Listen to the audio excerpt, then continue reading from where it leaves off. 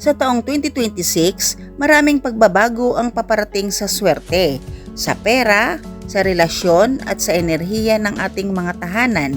At kung ikaw ay may alagang pusa, hindi ito aksidente kung bakit may paborito silang tambayan sa loob ng bahay. Sa Feng Shui, ang pusa ay itinuturing na tagapangalaga ng enerhiya. Nakakaramdam sila ng mga bagay na hindi natin nakikita. Swerte, malas, negatibong vibrations at paparating na problema. Ang video na ito ay hindi pananakot, kundi paalala dahil maraming tao ang hindi naniniwala sa Feng Shui. Ngunit kadalasan sila rin ang unang nagsisisi kapag may sunod-sunod na kamalasan na hindi nila maipaliwanag. Makinig kang mabuti dahil baka ang pusa mo na mismo ang nagbibigay ng babala pero binabaliwala mo lang. Ang Feng Shui ay isang sinaunang kaalaman tungkol sa daloy ng enerhiya o Chai sa ating kapaligiran magpahanggang ngayon. Hindi ito relihiyon at hindi eksklusibo sa mga Chinese. Ito ay para sa lahat ng tao, kahit anong lahi, paniniwala o estado sa buhay. Ang pusa ayon sa Feng Shui ay natural na energy sensor. Kung saan sila madalas humiga, doon malakas ang enerhiya, maaring positibo o negatibo. At ngayong 2026, mas nagiging sensitibo ang mga pusa dahil sa matinding pagbabago ng energy flow ng taon. Una, pusa na madalas tumambay sa may pinto ng bahay. Kapag ang pusa mo ay palaging nakahiga o nakaupo malapit sa main door, ito ay napakalakas na sinyales. Ibig sabihin nito, may papasok na enerhiya sa bahay. Maaring may darating na swerte o pagsubok.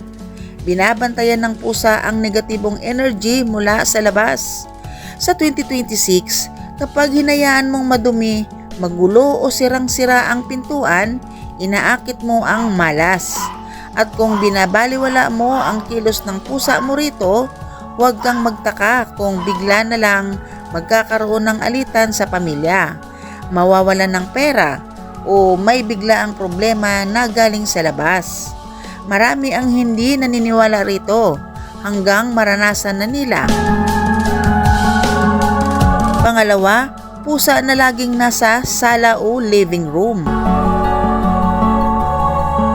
Ang sala ay simbolo ng relasyon, pakikitungo sa tao, at daloy ng oportunidad. Kapag dito palaging natutulog ang pusa, ibig sabihin may potensyal na swerte, may paparating na bisita, at balita o oportunidad. Ngunit may babala. Kung ang sala ay makalat, puno ng sirang gamit o madilim at hindi maaliwalas, ang pusa ay sumisipsip ng negatibong enerhiya para protektahan ka. Kung patuloy mo itong binabaliwala, ang negatibong energy at babawi at kadalasan ito'y lumalabas bilang stress, pag-aaway, pagkawala ng tiwala sa isa't isa. Pangatlo, pusa na tumatabi sa bintana. Kapag ang pusa mo ay palaging nasa bintana, lalo na sa umaga o hating gabi, ito ay tanda ng paparating na pagbabago, paglipat ng energy, babala sa paparating na desisyon. Sa Feng Shui, ang bintana ay mata ng bahay. Kung palaging nandiyan ang pusa, may paparating na pagkakataon na kailangan mong piliin. May panganib kung ikaw ay padalos-dalos. Marami ang nagsisisi dahil hindi sila nakikinig sa mga sinyales. Hindi lahat ng babala ay may tunog. Ang iba ay tahimik gaya ng pusa.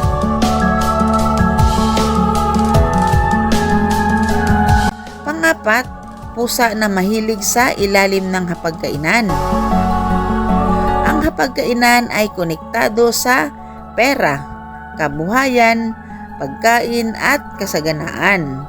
Kapag ang pusa ay palaging nasa ilalim nito, maaaring ibig sabihin may tagas ang swerte sa pera, may enerhiyang hindi balanse sa gastusin. Sa 2026 na ito ay seryosong paalala. Maraming tao ang biglang nagigipit dahil hindi nila pinapansin ang sinyales. Patuloy silang magastos, hindi inayos ang enerhiya ng tahanan. At kapag dumating ang pagsisisi, huli na ang lahat. Panglima, pusa na tumatabi sa kama o uluan.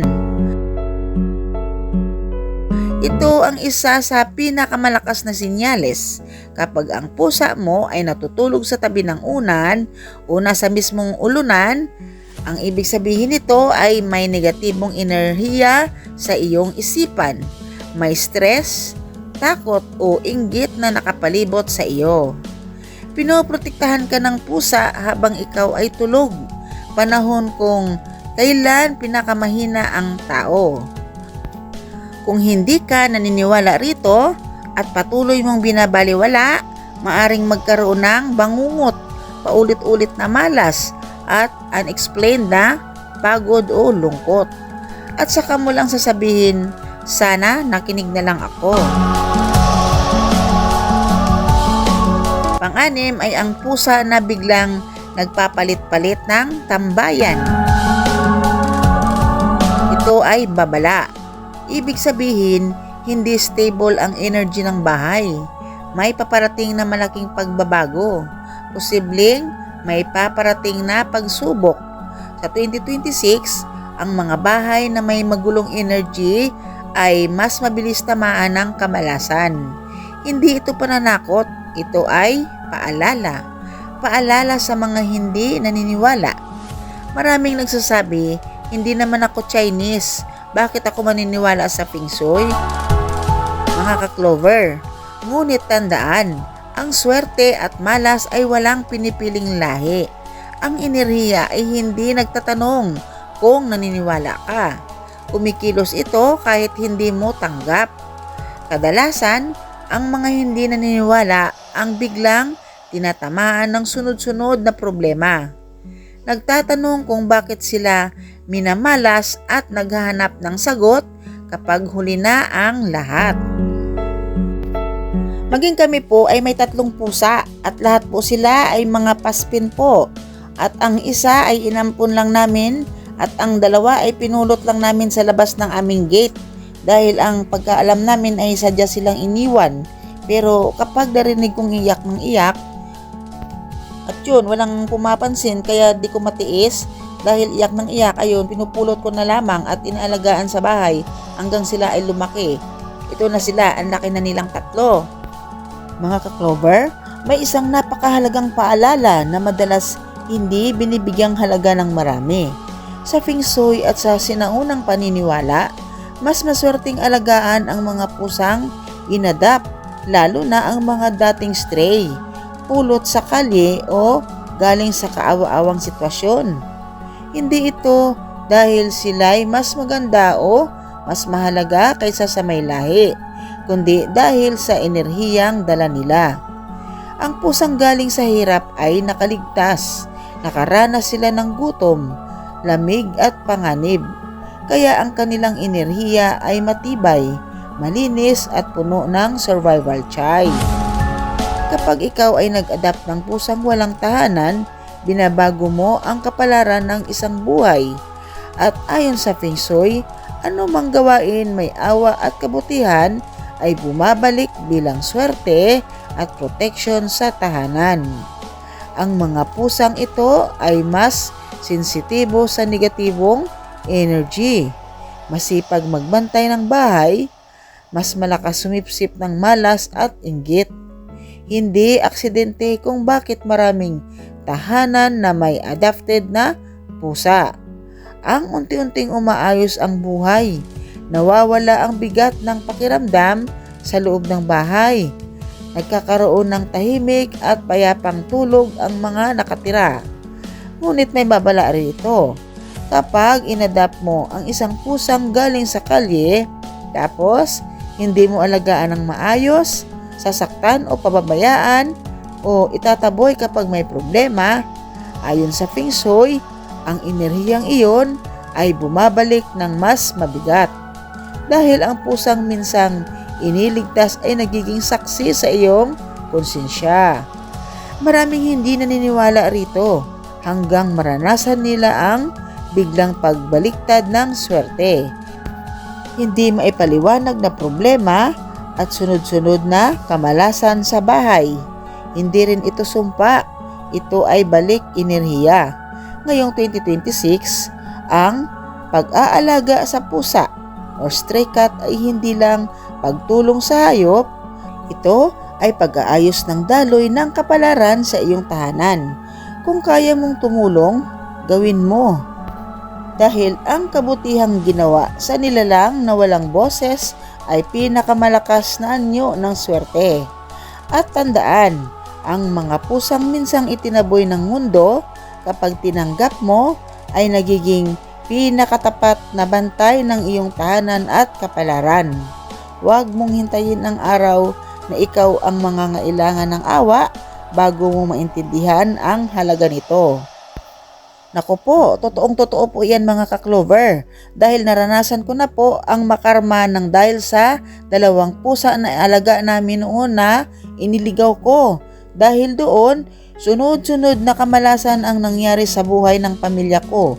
Kaya ko naman nagawa yun dahil may dahilan ako at hindi ko alam na karma pala ang babalik sa pamilya ko.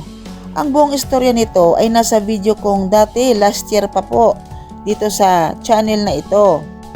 Kaya sobra-sobra po ang aking pagsisisi dahil tinamaan po talaga ako ng konsensya. Panoorin nyo po sa video natin po sa last year pa po kung gusto nyo pong malaman ang buong istorya. Dati hindi ko naman alam na swerte pala ang mga pusa, lalo na yung mga stray cat, at inaalagaan sila dahil sa 3 kong mga pusa na ito at sa dami kong alam na mga pampaswerte ay ayun, talaga namang swerte po talaga sila. Dahil sa totoo lang po, umaangat pataas ng pataas ang aming buhay. Kaya salamat kay Lord at sa ating mga gabay sa buhay. Kaya kung ikaw ay may alagang pusa, huwag mo silang ituring na basta hayop lamang. Sila ay tahimik na taga-pangalaga ng iyong tahanan. Kaya ngayong 2026, mas makapangyarihan ang kanilang kakayahang makaramdam ng enerhiya. Makinig ka, magmasid ka, at huwag mong hintayin ang pagsisisi bago ka maniwala. Dahil minsan, ang babala ay dumarating sa anyo ng isang pusang tahimik lang na nakahiga sa sulok ng bahay. Kung nagustuhan nyo po ang video na ito, paki-like and share lang po at comments para updated po kayo sa mga susunod po nating mga video at mas maswerte po ang may alam. Mag-ingat, maging handa at piliing maniwala bago pa mahuli ang lahat.